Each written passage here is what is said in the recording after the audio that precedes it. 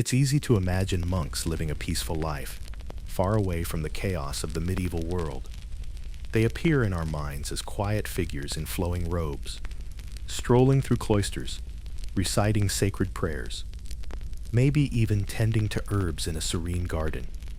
We picture them sipping broth beside a warm fire, lost in thought, or gently illuminating parchment with golden ink. But the truth? The truth is a little less romantic. Behind the stone walls and solemn silence, life as a medieval monk was often cold, rigid, exhausting, and incredibly lonely. Imagine rising long before sunrise, every single day, walking barefoot across freezing flagstone floors, praying in Latin for hours, even if you didn't understand the words, eating watery porridge for breakfast, lunch, and sometimes dinner. And speaking of dinner, you weren't allowed to talk anyway. And forget comfort, there were no mattresses, no privacy, no freedom to choose what you did, when you did it, or even what thoughts were safe to think. All in the name of devotion. Before you get comfortable, take a moment to like the video and subscribe, but only if you genuinely enjoy what I do here. And let me know in the comments where you're tuning in from and what time it is for you. It's always fascinating to see who's joining us from around the world. Now, take a breath, settle back, close your eyes if you'd like, and come with me through the creaking wooden gates of the monastery, into the frostbitten dawn of a day in the life of a medieval monk. It may not be what you were expecting. It always started with the bell, loud, low, relentless. In the pitch-black silence of early morning, somewhere between midnight and dawn, the clang echoed through the stone corridors of the monastery. Like the voice of an impatient god, that sound meant one thing: matins, the first of 7 daily prayers. And there was no sleeping through it. For the monks of the Benedictine order, and many others across medieval Europe, matins could begin as early as 2 a.m., and you weren't allowed to shuffle slowly from bed. You weren't even allowed a bed.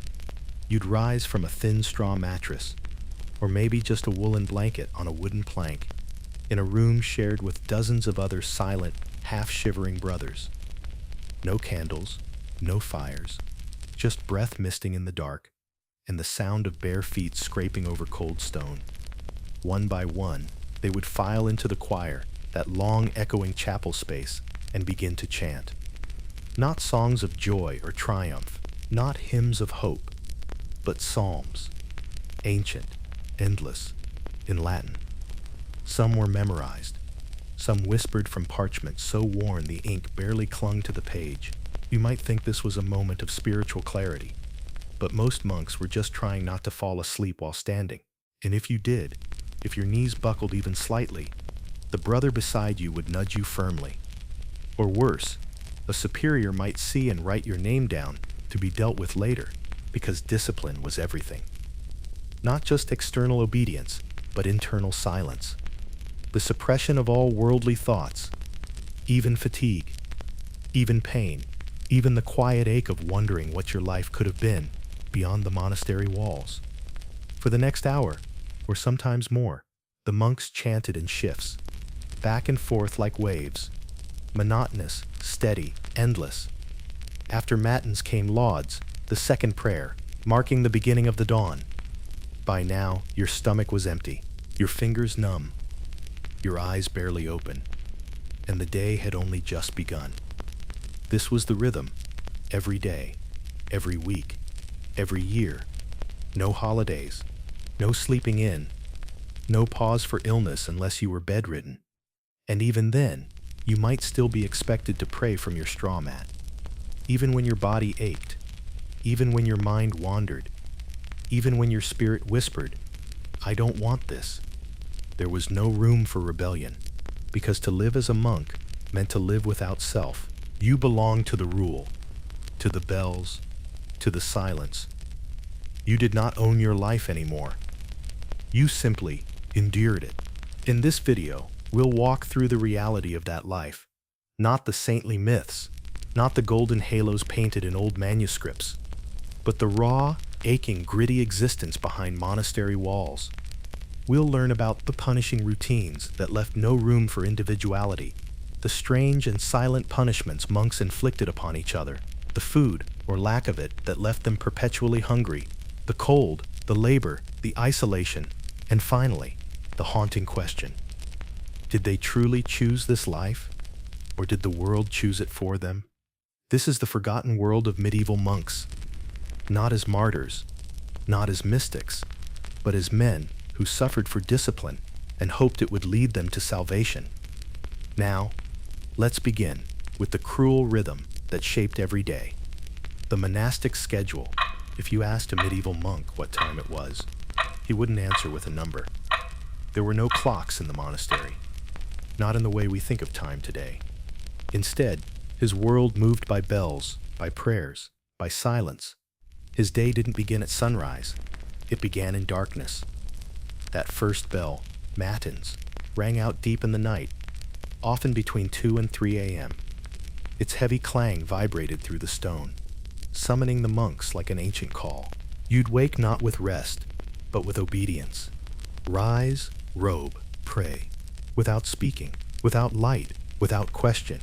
It was the first of 7 daily canonical hours, sacred checkpoints of worship that broke the day into fragments. They were not negotiable, they were your life. Let's walk through them, one by one. The endless rhythm that turned the days into decades. Matins, the midnight prayer. The bell tolls while the world sleeps.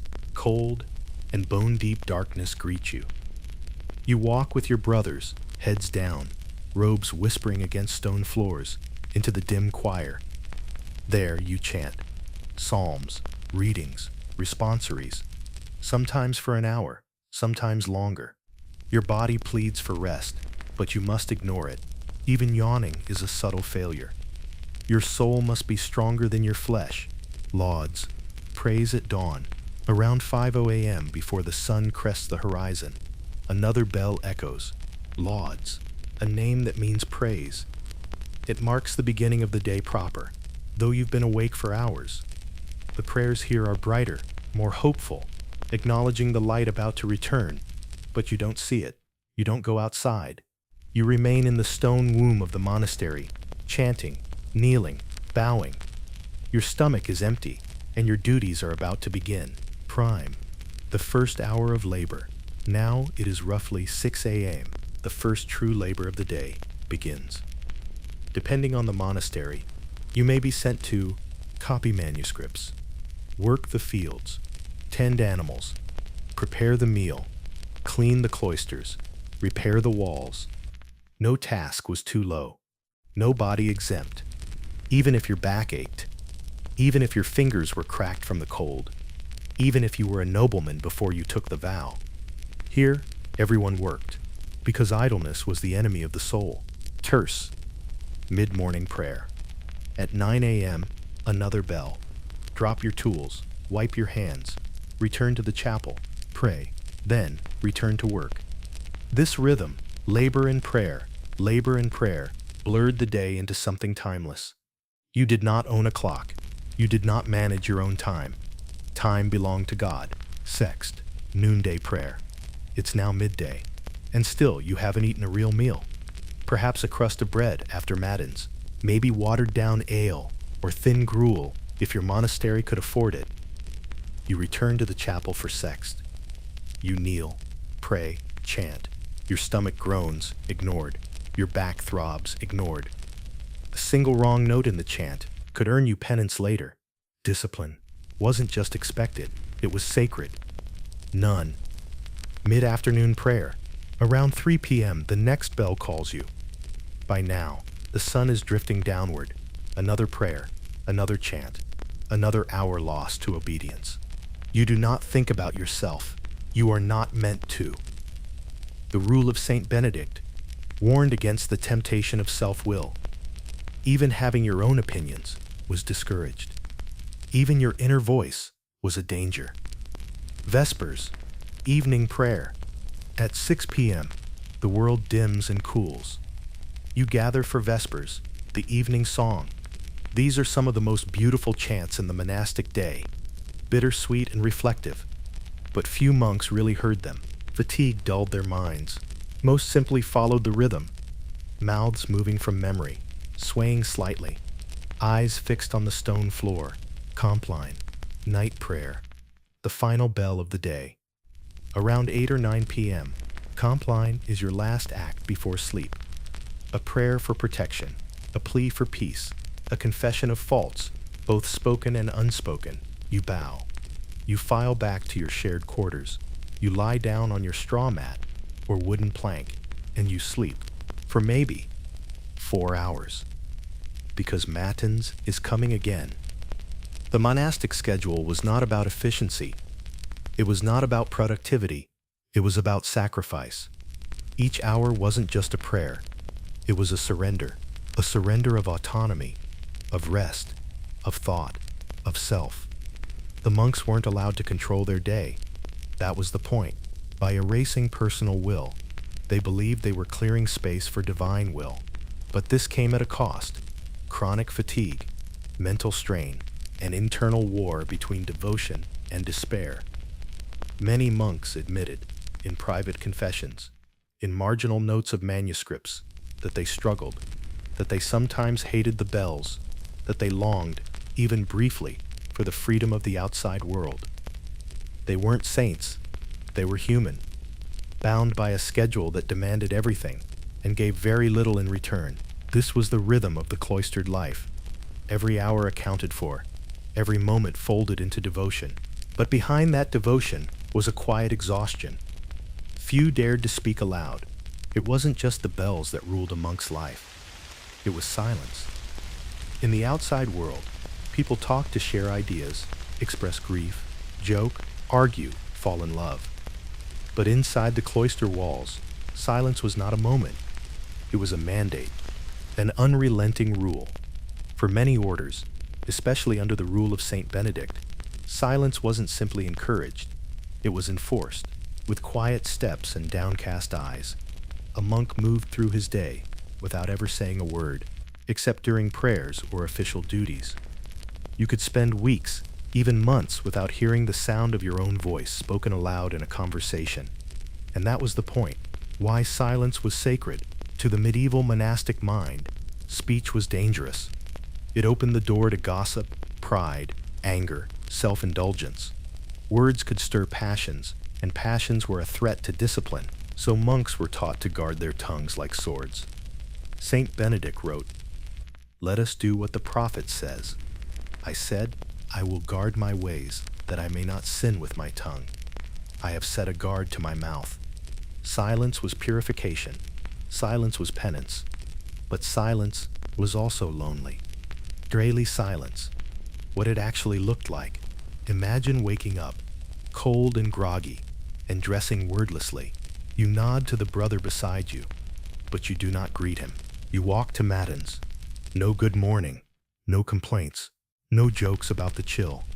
You eat breakfast, if one is allowed, in complete silence. You cannot ask for salt. You cannot say, "Pass the bread." You communicate with subtle gestures, a raised eyebrow, a half glance, and even those are discouraged. Meals were often eaten while one monk, assigned as the reader, recited scripture aloud. There is no joy in this reading, no spark of humor, just droning Latin and the scrape of spoons on wooden bowls. The cloister, a world of whispering stone. Within the cloister itself, the sacred walkways that circled the inner courtyard. Silence was absolute. Each brother walked in slow procession, from prayer to work to prayer again. The only sounds were your footsteps, the brush of wool robes, the creak of wooden doors, sometimes a bell, sometimes a cough, otherwise, nothing. It was a stillness so complete. Some monks described hearing their own heartbeat as loud as thunder in their chest. The forbidden laughter, humor, that release valve of the soul, was considered suspect. To laugh too loudly, to make a witty comment, even to smile excessively, was a breach of monastic decorum. The rule warned. As for coarse jests and idle words, or words that moved to laughter, these we condemn with a perpetual ban. Because to laugh was to risk pride, to joke was to indulge the ego, to smile was to flirt with joy that hadn't been earned through prayer. There were monks, it's true, who found ways to grin in secret.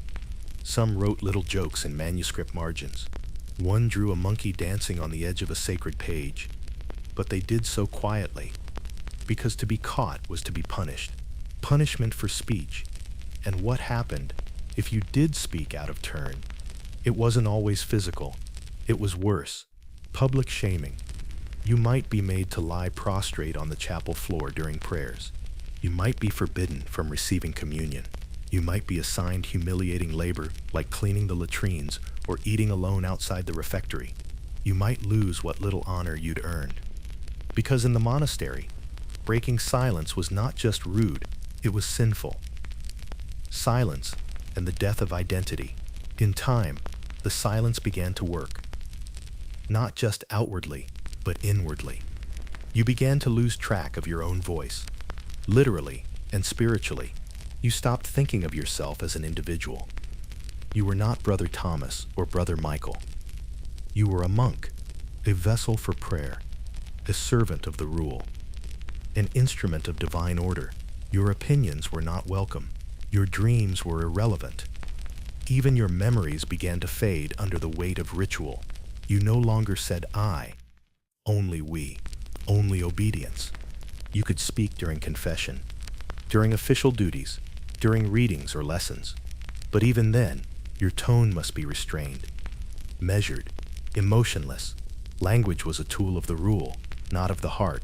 Even in death, a monk might be buried in silence. No grand eulogy, no spoken remembrance. Only a chant, a procession, a return to dust. The silence was meant to bring the monks closer to God. And perhaps for some it did. But for many others, it was a daily struggle. A quiet unraveling of self, a soft erasure. To live without speech is to live without feedback, without comfort, without clarity. You suffer and cannot name the suffering. You hope and cannot share the hope. You doubt and dare not ask the question. And in that silent world, the self begins to fade. That was the goal. And for many, the burden, holiness, they believed, was not just a condition of the soul, but a mastery over the body. And the body, in the monastic world, was seen as an obstacle, a burden to be overcome, a craving, sweating, aching vessel of temptation, one that needed to be denied, trained, restrained, or punished. And so in their devotion to God, monks made an unlikely enemy of their own flesh. Day after day, year after year, they lived in cold, they lived in hunger, they lived in pain, not because they had to, but because they believed that to suffer was to grow closer to the divine.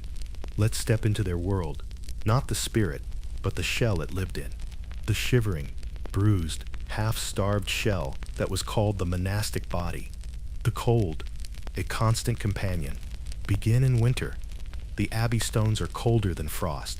The walls are thick, but they don't keep heat in. They trap it out. There is no central heating.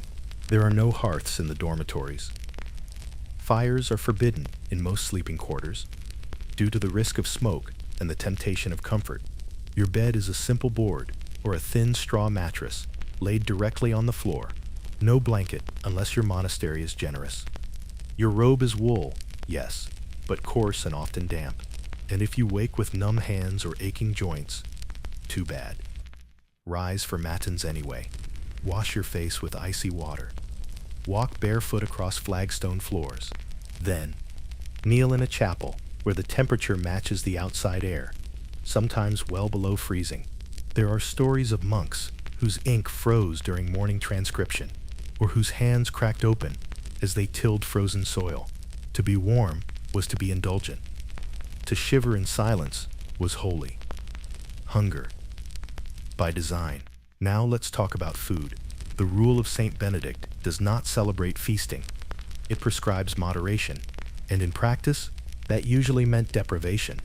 The typical monk received 2 meals per day, one at midday, one in the evening, except on fasting days which were frequent. During Lent or Advent or certain saint feast seasons, you might receive only 1 meal a day, and that meal often barely enough. So what did they eat? Bread. Always bread. Hard, dense, sometimes stale, Pottage, a kind of thick vegetable stew, often cold, often watery. Beans, lentils, cabbage. On rare days, cheese. On rare feast days, fish. Never meat, at least not for monks who lived in stricter houses. Meat was considered a temptation of the flesh. To bite into it was indulgence. To enjoy it, pride. And so the monks chewed slowly, swallowed silently, and walked away still hungry. The miserable meal ritual. And you must understand, meals were not joyful. You ate in the refectory, a long, echoing hall where speech was forbidden. You sat in assigned silence, facing your brothers across cold tables. One monk read scripture aloud, often in Latin. Another oversaw behavior. You could not reach across the table. You could not ask for salt. You could not complain if your stew was burnt, your bread moldy, or your portion meager. If you finished early, you waited. If you dropped something, you ignored it. The idea was to feed the body, but starve the ego. Physical labor, the other hunger. Most people don't realize how much monks worked with their hands. They didn't just pray. They tilled the fields, dug ditches, ground grain, chopped wood, built walls, brewed ale, robbed livestock. And this labor wasn't occasional, it was daily. After prime, and again after terce and sext, you returned to your chores, many of them back-breaking. Your robes grew heavy with mud and rain. Your hands blistered from the plow. Your knees ached from weeding the garden by hand. And all of this, the work, the cold, the fasting, was done in silence. Because pain, they believed, was a form of discipline. Pain made the soul obedient, the infirmary. A last resort. So what happened when a monk got sick? He went to the infirmary, but only when it was clear he couldn't walk or stand or work. Because to ask for rest too soon was to appear weak, and to linger too long risked being seen as lazy or even possessed. Monastic medicine was rudimentary. You might be bled, given herbs, treated with leeches, laid in a cold room with nothing but a blanket and whispered prayers. If you were lucky, the infirmarian, often an older monk with basic herbal knowledge, would bring you a poultice or broth. But most were expected to recover through faith, and many did not recover at all. There were abbeys where monks died quietly, buried in unmarked graves, their names recorded only in thin, fading script. Self-discipline and self-harm. Some monks took this physical austerity even further. They wore shirts made of horsehair, itchy, irritating, punishing. Others lashed themselves with cords or nettles when they had sinful thoughts. Some fasted voluntarily beyond regulation, days without food. There are records of monks sleeping on stone floors intentionally, wearing iron chains beneath their robes, or placing pebbles in their shoes to remind themselves of Christ's suffering. It wasn't always required, but it was admired. To punish the body was to prove your faith. And yet, some of these practices led to long-term illness, broken bones, mental collapse. But few dared to speak against it, because if you suffered, it was seen as God refining you. And if you suffered quietly, you were seen as holy. No privacy, no comfort, no escape. And the worst part, there was no retreat, no corner to hide, no room to cry, no private space to shake your head, or sigh or rub your aching feet. You slept beside 30 other men. You bathed, if allowed, in a shared space. You used latrines dug in cold, damp corridors. Even your most human moments, hunger, hygiene, exhaustion, belonged to the community, not to you. And if you couldn't handle it, you didn't belong. Some monks fled, others went mad. A few were punished or excommunicated, and some simply broke inside, quietly, permanently. To live as a monk was to live within limits, limits of comfort, limits of pleasure, limits of expression, and above all, limits of the body. You were not encouraged to care for yourself. You were encouraged to overcome yourself. But the body does not forget. It remembers every skipped meal, every night of shivering, every blister, every bruise. And while the soul may seek the heavens, the body, it stays here, heavy, cold, hungry, waiting for kindness that never comes. They say solitude brings clarity, that in silence we discover truth, that in retreat we meet the divine. But what happens when solitude lingers too long? When silence becomes isolation? When the walls of a monastery don't keep the world out, but trap the soul within? To many outside the cloister, monks were admired, models of discipline, restraint, and holy pursuit. But inside those walls, behind the robes and rituals, were men. Men who thought, men who struggled, men who sometimes lost their way, not with their bodies, but with their minds. This is the part of monastic life that few paintings show, the part not sung about in hymns or scribed in golden letters. This is the quiet, slow collapse of the soul, the loss of identity. When a monk entered the monastery, he left behind everything: his name, his possessions, his family, his dreams. He was given a new name, sometimes just brother, and a robe. And from that moment on, he was no longer an individual. His identity was replaced with function. You were not a man, you were a role. The scribe, the gardener, the lector, the porter. Every task had a purpose. Every purpose had a schedule. Every schedule had a rule. The you that once laughed, wept, joked, questioned, was no longer needed. Only the obedient you remained. For some, this surrender was peaceful. For others, it was a slow erasure. The burden of vows. Monks took several vows, depending on their order. The most common were poverty, chastity, obedience, and in some orders, stability, the promise to never leave the monastery. These vows were not metaphors. They were contracts. To break them was to risk your soul. And so monks lived under constant pressure, not just to follow the rules outwardly, but to align their hearts inwardly, to want nothing, to question nothing. Even private thoughts, lust, pride, anger, doubt were seen as threats. You had to confess them, be shamed for them, penance for them. And over time, this constant monitoring of your inner world led to a kind of spiritual exhaustion. Imagine never being able to simply think something without fearing it might condemn you. It was a prison not of stone, but of the mind. Spiritual despair, the hidden sin. There's a word in early Christian monasticism, acedia. It means spiritual apathy, a kind of soul-level depression.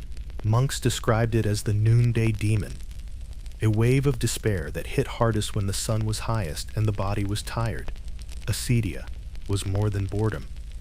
It was a crisis of purpose. A monk might find himself staring blankly during prayer, unable to feel anything. No joy, no connection, no presence of God. He might begin to question, what is the point of this silence? Does anyone hear my prayers? Am I alone? But to admit such questions was dangerous, because despair was a sin, and so most suffered in secret. Monks who wrote about acedia often did so in code or buried their struggles in metaphor. Some wrote in the margins of prayer books, "Lord, I do not know how to want you today." Mental health behind the cloister. Modern historians and psychologists have retroactively analyzed many medieval monastic writings, and what they've found is striking. There were monks who likely suffered from clinical depression, obsessive-compulsive behavior, anxiety, dissociative episodes. But in their time, these were not medical conditions. They were sins, spiritual failings, tests from the devil. A monk who cried often might be seen as weak. One who couldn't sleep might be told to fast more. One who confessed repeated doubt might be denied communion until he repented. Some monasteries treated these struggles with kindness. Others treated them with silence, and some with exile, isolation in life and death. Even in a community of men, a monk could feel utterly alone. You could go weeks without a meaningful glance. You could labor beside the same brothers for years and never once hear their stories, because their stories and yours were not the point. Only the rule mattered, only the ritual. When monks died, They were often buried in silence. No family gathered, no eulogy spoken, no personal legacy preserved, just a name in the registry, a simple grave, a final chant.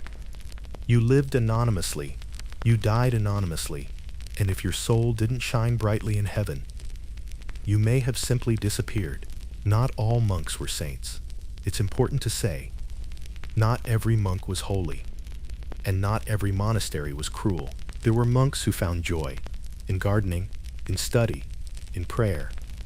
There were moments of peace, laughter, even friendship. But the truth remains. For every devout scholar, there was a monk who felt trapped, sent by his family, not by faith, bound by duty, not desire. Some escaped, some rebelled, some confessed in private, "I do not feel God here." These voices were rarely recorded, but sometimes they appear in a line scratched into the margins, in a prayer rewritten with trembling ink. They remind us that even the most pious-looking lives can be filled with pain. To live without touch, to live without dreams. This was the price of spiritual perfection, and for many monks, that price was paid in the quiet coin of suffering. Not grand martyrdom, not dramatic sin, just the slow fading of self. Not every monk came to the monastery with a heart full of devotion. Not every young man who donned the robe and shorn his hair had a divine calling echoing in his chest. For many, the path to the cloister was not chosen. It was arranged, assigned, expected, or worse, forced. And that perhaps was the cruelest irony of all, that a life meant to be built on voluntary poverty, chastity, and obedience was often the result of someone else's decision. Sons of nobility, the spare heirs. Imagine being the second or third son of a noble house in 12th century Europe. Your older brother would inherit the land, the title, the power. Your younger siblings, if they survived childhood, might be married off for political gain. But you were extra, a mouth to feed, an asset to place, a liability if left idle. And so, like livestock being accounted for, many noble families donated their sons to the church. A monastery was seen as a respectable place, clean, disciplined, free of scandal. It was also politically useful. A son in the abbey could help secure favor with bishops, curry divine blessings, or gain access to powerful clerical circles. And so it happened. Quietly, efficiently, a young boy was sent away at age 10, sometimes 7, sometimes 5, and there, in the cloister, he remained. Child oblates, when you were too young to object, children given to the monastery by their parents, not for punishment, but for salvation. The belief was that a child raised entirely within the rule of God would become pure, even saintly. But the child's consent was irrelevant. He would learn to read from Psalms. He would be taught to chant before he could write his name. He would kneel more than he ran, fast before he understood hunger, confess before he knew what sin was. He would never play, never chase birds, or throw rocks in the river. He would sit, chant, bow, work, and if he cried for his mother, the elder monks would remind him that God was his father now. Monasteries as prisons for the inconvenient. Not all monks came from noble homes. Some were peasants, orphaned or unwanted, sent by families who could not afford to feed another child. Others were bribed into the monastery with promises of food and warmth, and others still were forced. During times of war or famine, some monasteries became shelters, taking in frightened boys from collapsing villages. But once inside, the door did not easily open again. To leave was to abandon your vows. To leave was to risk damnation. Some tried anyway. A few succeeded. Most did not. The psychological toll of the unwilling monk. Now imagine reaching your 20s. You've grown into the robe. You've learned the chants by heart. You've memorized scripture. You've obeyed every rule. And yet, you've never seen a city, never kissed anyone, never heard your own voice shouted in joy.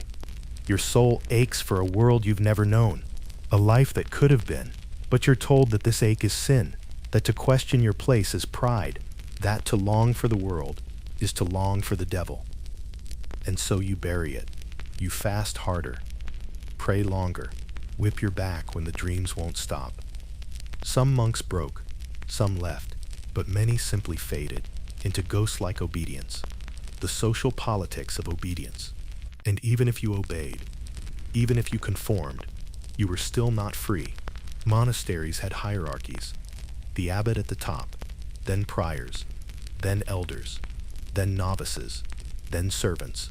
There were power games, favoritism, secret punishments.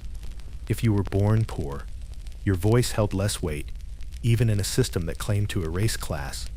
If you questioned a superior, you could be silenced. If you did not fit in, you were isolated. Monasteries were not immune to human politics. They simply wrapped them in silence. The few who escaped. Sometimes, a monk ran out into the forests, into nearby villages, even to other kingdoms. If he was caught, he could be flogged, branded, excommunicated. But for some, the risk was worth it. We know this because some did escape and lived to write about it. In dusty manuscripts and old confessionals, there are stories of monks who became soldiers, farmers, writers, even heretics. Their accounts are rare and often erased by the church, but they remind us that not every monk was meant for the cloister. Some were just trapped in it. When we think of monks, we picture willing saints, but many were simply boys, young men, children, given away like coins, locked into rituals they didn't understand, taught that freedom was a sin, that joy was weakness, that wanting more was betrayal. Not all monks were holy, and not all monasteries were cruel, but many lives were buried there, not under stone or scripture, but under silence. They entered the monastery to escape the world, to live above temptation, to dedicate their minds and bodies to God. But the truth is, the flesh followed them in. Desire did not dissolve under vows. Temptation did not vanish beneath wool robes. Monks were human, and even in the silence of prayer and the rhythm of ritual, they found themselves at war with something they could not exorcise: the body's longing.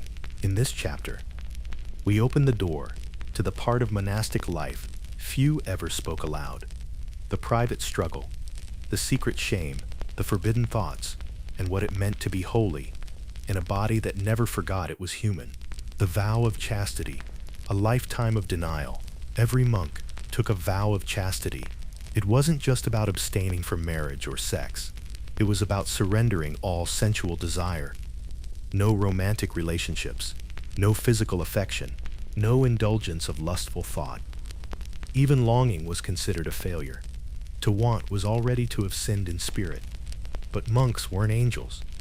They were men, often young, healthy, and secluded for years in an all-male environment. And no vow, no robe, no chant could change the body's natural pull toward touch and closeness. Desire. Within the cloister, the monasteries were closed communities. Dozens, sometimes hundreds of men living together. They slept in shared dormitories, bathed in shared spaces, worked side by side in silence, eyes averted, but not always minds. There are documented cases of monks confessing to lustful thoughts about other brothers, secret glances during communal life, touches exchanged under cover of night, entire love affairs whispered into the cracks of stone walls. These were not the norm, but they were not rare either. Temptation was everywhere, and for those who yielded to it, even briefly, the punishment could be severe: confession and control. Monks were required to confess regularly, not just actions, but thoughts. To feel desire was to harbor sin. And so, many monks spent hours each week whispering shame into the ear of a confessor. I saw Brother Peter's face during Compline, and could not stop thinking of it. I dreamed I held someone's hand, and woke weeping. I touched myself in the bath. These weren't shocking. They were common, and every time, the monk was reminded, you are not your own. You are a servant of God. Your body does not belong to you, and the pain of your longing, that was the fire meant to refine your soul. Self-punishment and suppression. Some monks went further than confession. They punished themselves. Fastings not required, just to kill the craving. They called it mortification of the flesh, killing the body's will to purify the soul. But in truth, it was often self-loathing, a quiet inward torment that left bruises no one could see. And the more they hurt, the more holy they were believed to be, the forbidden and the damned. But not all desires were internal. Monks sometimes broke their vows entirely. There are records, many buried or censored, of monks escaping to nearby villages to visit brothels, secretly fathering children, engaging in consensual or coercive relations with other monks, becoming involved with nuns, lay sisters, or even noblewomen who visited the abbey. When discovered, the punishment was often exile, sometimes public flogging, in extreme cases, imprisonment or excommunication. But even then, the church preferred to bury such scandals. The myth of monkly perfection was too important to soil, and so many transgressions were hidden under penance, parchment, and silence. Women, the distant ghosts of memory. Monks were forbidden contact with women. Even mothers or sisters could rarely visit. Letters were censored. Gazes were discouraged. But memory is stubborn. A monk might remember the warmth of his mother's arms, the scent of bread baking in his childhood home, the flutter in his chest when he first heard a girl laugh. These memories lived inside them like soft ghosts, not evil, just human. But even gentle remembrance was dangerous, and so monks prayed to forget. But the heart remembers what the soul tries to erase. Dreams and night temptations. At night, desire returned.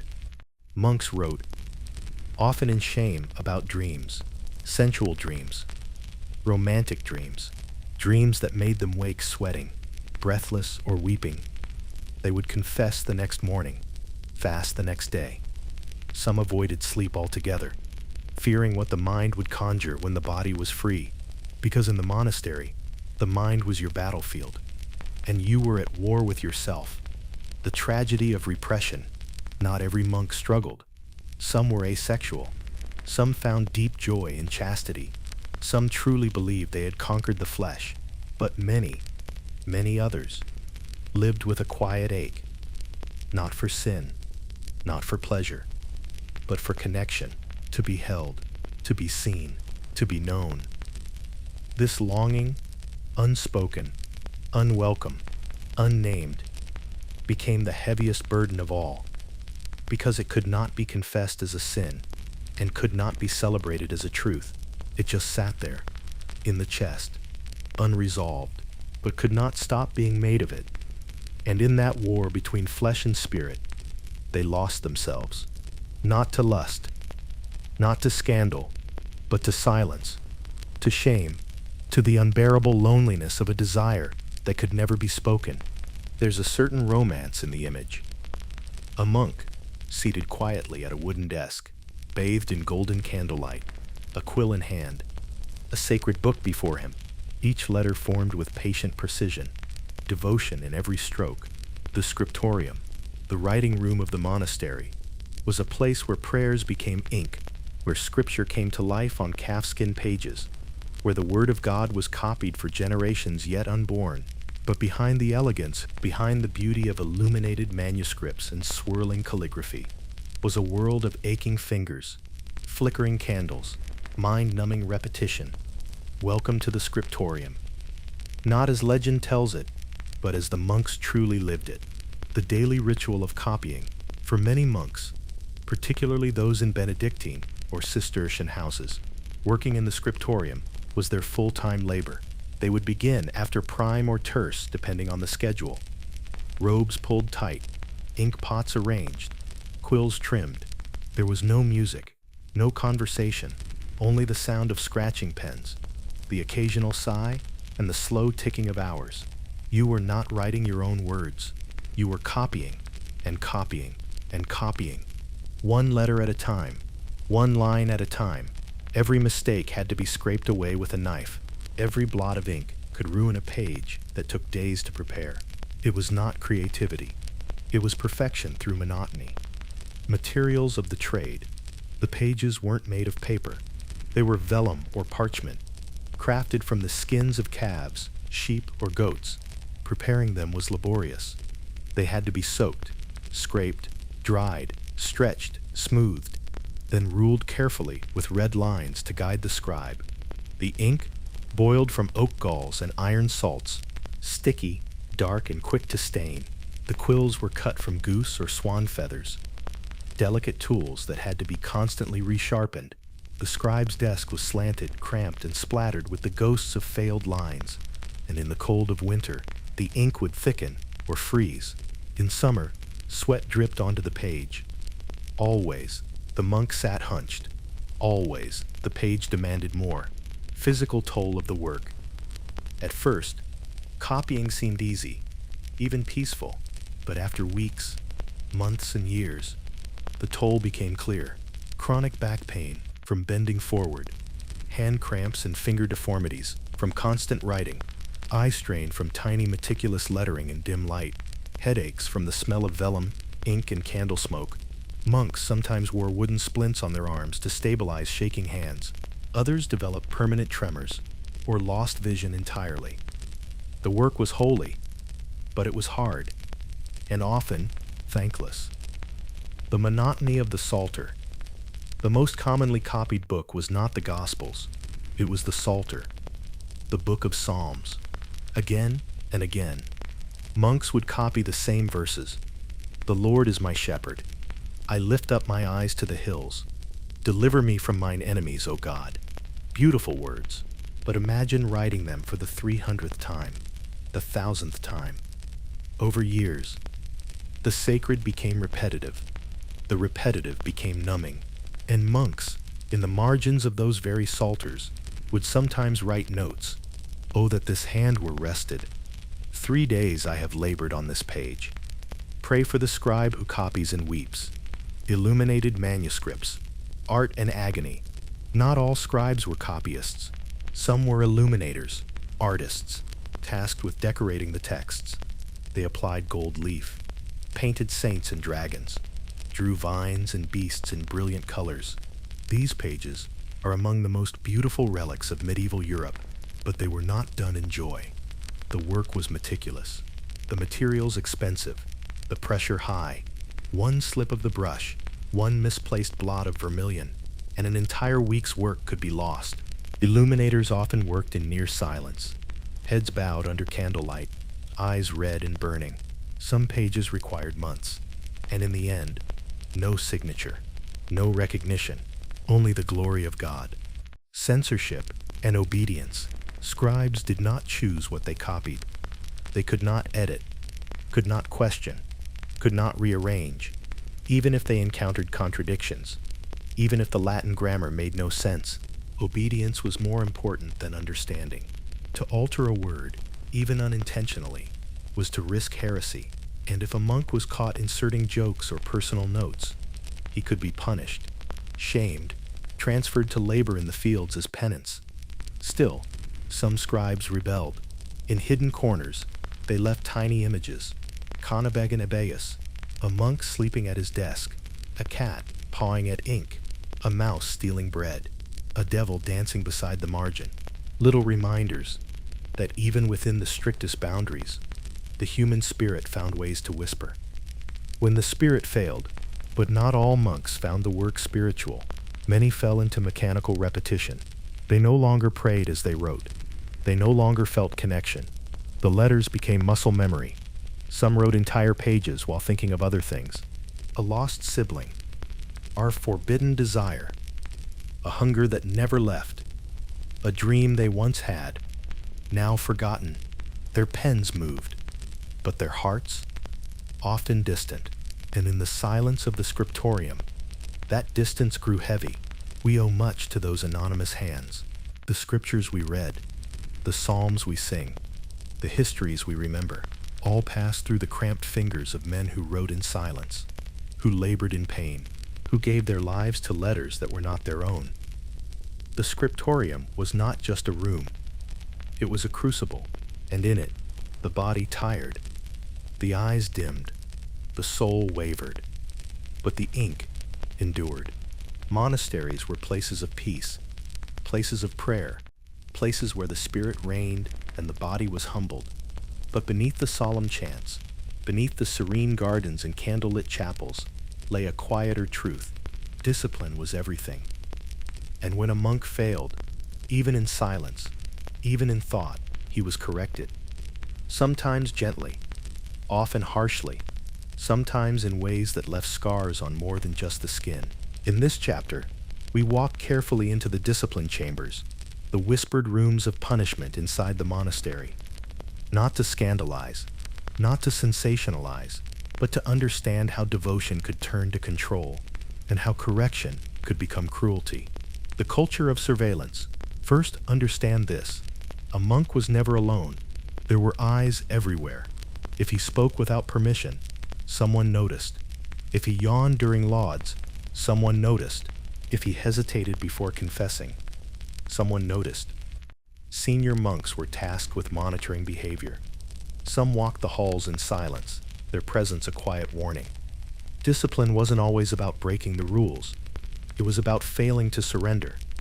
If your posture wasn't humble enough, if your silence felt resentful, if your chant lacked enthusiasm, you might be called aside, corrected, or worse. Public penance, one of the most common forms of punishment, was public penance. It wasn't violent, but it was humiliating. A monk might be forced to lie prostrate on the chapel floor during prayers, stand with arms outstretched in the refectory during meals, kneel outside the dormitory in silence through the night, wear a coarse sackcloth robe for days or weeks, be alone on the floor like a servant. All of this, in full view of his brothers. The idea wasn't just to shame the body, it was to crush the ego, to remind him that repentance was not private, it was visible. And if he broke during this penance, there were deeper levels still. Corporal punishment. Though not universal, some monasteries, especially in stricter or rural orders, practiced physical discipline. A monk who violated chastity, disobedience, or blasphemy could be turned strapati, struck with rods across the back, made to walk barefoot over sharp gravel, whipped in the chapter house while others watched, locked in cold cells without food, denied blankets or sleep for nights on end. And these punishments were not always conducted by the abbot. Sometimes, monks punished themselves voluntarily, out of guilt, out of fear, out of desperate longing to feel clean again. Isolation and imprisonment. In extreme cases, monks were confined. Small cells, stone walls, no candle, no voice.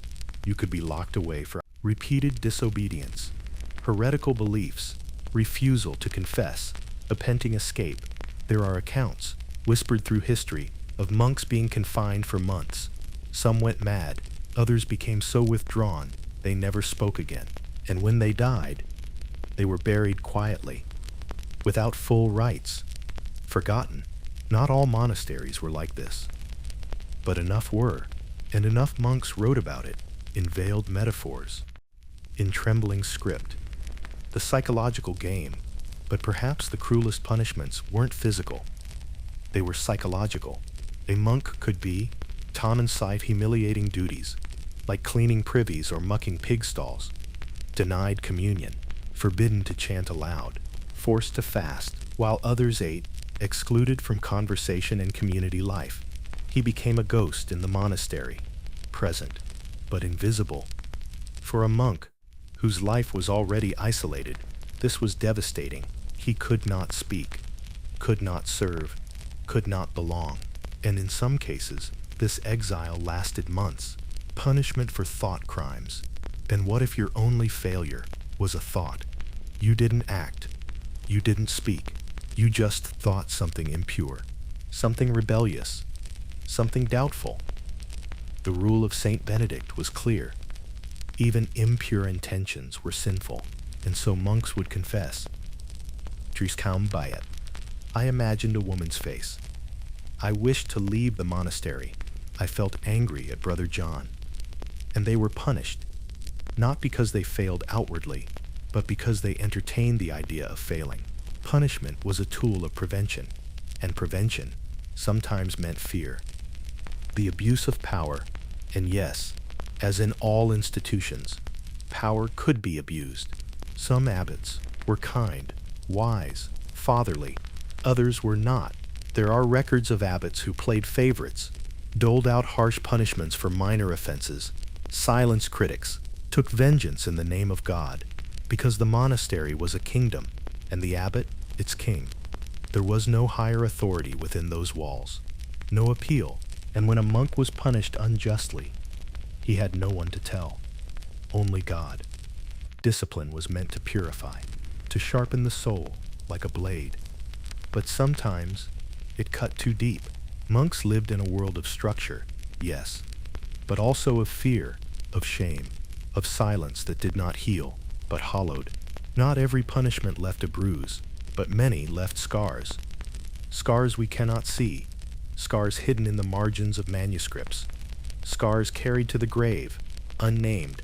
When a mind is left in silence too long, it begins to speak in strange ways.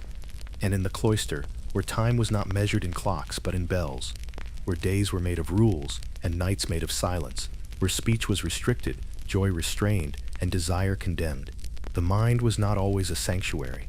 For some monks, it became a labyrinth, a place of wandering thoughts, of unspeakable dreams, of fears that bloomed in candlelight and took root in the dark. This is the part of monastic life almost never written down, not because it didn't happen, but because it was too frightening to admit. In Chapter 9, we descend quietly into the minds of those who lived too long inside themselves, and sometimes never made it back out. The problem of isolation. The monastery was a haven, yes, but also a prison of repetition. Wake, pray again. Lugbi, eat in silence. Lugbi, repeat. No stimulation, no new faces, no stories from the outside world. In a time before books were common, before music was personal, before art was recreational, the inner world had to be enough. But for many monks it wasn't. And slowly the mind began to fray at the edges. Some fasted for weeks hoping for such revelation. Others locked themselves in cells to provoke divine dreams. And sometimes they succeeded. But the question lingered, were they truly hearing God, or was it something else? Many monks described hearing whispers in the chapel when no one else was present, seeing glowing lights during prayer, feeling as though their hands were no longer their own, sensing presences behind them in long corridors, being visited in dreams by saints, demons, or even dead family members. And in the quiet of the cloister, there was no one to challenge these perceptions, no one to say, "You're not well." Only the rule, only God, only the self, night terrors, and sleep paralysis. Sleep offered no escape. Monks slept little. They woke at odd hours for matins. They shared beds or straw mats in long dormitories.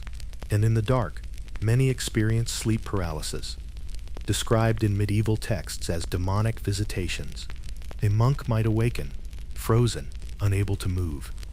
He might see dark figures at the foot of his bed, feel hands on his chest, hear growling or whispers. These were recorded not as medical conditions, but as attacks from Satan. The recommended cure? Fasting, prayer, confession. But nothing stopped the dreams.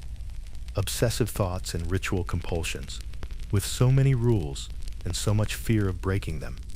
Some monks developed what today we would call obsessive-compulsive behavior, repeating prayers long after others had finished, washing hands repeatedly out of fear of impurity, brailing excessively until their foreheads were bruised, checking their thoughts again and again for signs of heresy. They were not seen as mentally unwell, they were seen as deeply devout, but beneath that devotion was often terror. The terror of sin, of failure, of eternal damnation. And so the mind spun in circles, unable to rest. Monastic melancholy, the hidden depression. Medieval monks didn't have a word for depression, but they knew it well. They called it melancholia, or worse, acedia, the demon of spiritual sloth. A monk might sit in the cloister, unmoving, eyes glazed, mouth slack, hands idle. He might go days without speaking, avoid food, sleep too long, or not at all. Some refused to rise for prayer. Others wept during compline and could not say why.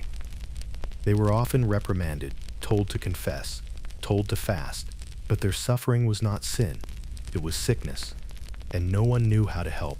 Mental collapse and disappearance. Some monks simply disappeared, not physically, but mentally. They stopped responding, stopped speaking, stopped reacting to punishment, to praise, to pain. There are accounts of monks, Trambaldishan, who believed they were already dead, who saw visions of hell every time they closed their eyes, who began writing nonsense on the margins of sacred texts, who wandered the cloister in the middle of the night, eyes vacant, the others stepped around them, prayed for them, and sometimes ignored them. There was no monastery therapist, no medication, no name for what was happening, just the fall, madness as holiness. Strangely, not all madness was seen as tragic. Some monks who experienced hallucinations or delusions were considered holy. If a monk claimed to speak with angels, and his behavior remained humble, he might be revered. He might be called a mystic. Visions, when beautiful, were welcomed. But when they turned dark, when the monk claimed demons spoke to him, or that he was damned, then the reaction changed. Isolation, fear, sometimes quiet removal. There is a thin line between saint and madman in monastic history. And sometimes, no line at all. The mind is a fragile thing. It needs space, stimulation, affection, joy, but the monastery gave it rules. Silence, guilt, solitude, and in that quiet space, many monks found peace, but others found something else entirely. A deep echo that never stopped bouncing inside their skull. A loneliness that no prayer could fill. A darkness that whispered in the voice of God. And in those minds, the cloister became a labyrinth with no exit, for all their isolation, for all the rules, the rituals, the thick stone walls. The monasteries could not keep the world out forever, and when it came, it did not knock politely. It stormed in. War, plague, famine, change. The monks had chosen a life away from it all, but the world, as it always does, came anyway. And when it did, the cloister shook. As we round up, we leave the silent corridors behind and step to the outer edges, where the peaceful rhythm of prayer collided with the violent beat of history. The Black Death. Silence meets the sickness. In 1347, the Black Death swept into Europe. It spared no one. Not kings, not beggars, not monks. Monasteries, with their close quarters, shared meals, and constant contact, were hit hard. Entire abbeys were wiped out in weeks. Monks who spent their lives praying for others died without anyone to pray for them. In some houses, only a handful survived, too few to ring the bells, to say the prayers, to bury the dead, and worse still, many monks were the ones caring for the sick. They believed it was their holy duty.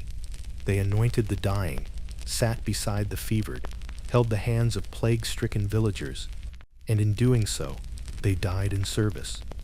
War in the crumbling cloister. War, too, came for the abbeys. Sometimes it was distant thunder, armies passing nearby, but often it was direct. During the 100 Years' War, monks in France and England saw their monasteries pillaged, burned, barred, occupied by soldiers, turned into barracks or forts. Books were stolen, altars were shattered, cloisters were trampled. In Germany and Italy, feuding nobles sometimes dragged monks into political games. Some were forced to take sides. Others were executed for refusing. And for the first time, monks began to see what they'd hidden from. The violence of the world was no longer out there. It was in the chapel, at the gates, inside their own silence. The Reformation, a shattering of faith. Then came the greatest upheaval of all, the Reformation. Martin Luther, himself a former monk, spoke out against the church, and suddenly, the monastery was no longer a sacred space. It was a symbol of corruption. In England, King Henry VIII dissolved the monasteries.